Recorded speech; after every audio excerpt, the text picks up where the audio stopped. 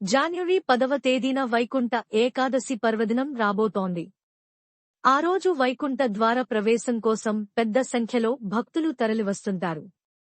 ఈ ద్వారం గుండా ప్రవేశించి బయటకు వస్తే స్వర్గలోక ప్రాప్తి లభిస్తుందనేది భక్తుల ప్రగాఢ నమ్మకం.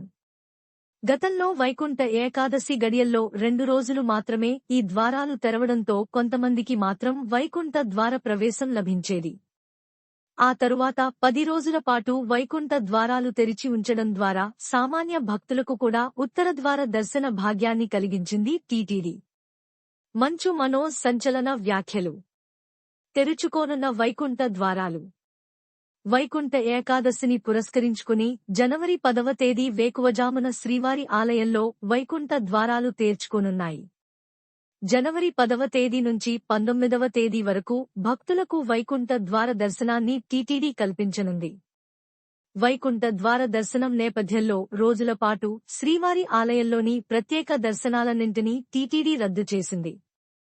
వైకుంఠ ద్వార దర్శనం కోసం ముందస్తుగా ఆన్లైన్లో దర్శనం టిక్కెట్లు జారీ చేసింది టీటీడీ.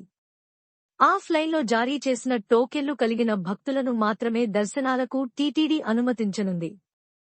జనవరి 10వ తేదీ నుంచి 19వ తేదీ వరకు టోకెన్లు లేని భక్తులను తిరుమలకు అనుమతించినప్పటికీ శ్రీవారి దర్శనం చేసుకునే అవకాశం ఉండదని టీటీడీ ప్రకటించింది.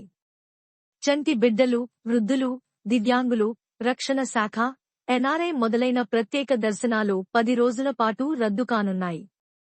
మరిన్ని వైరల్ వీడియోల కోసం ఆరా సిస్టర్స్ ఛానల్ని సబ్స్క్రైబ్ చేసుకోండి.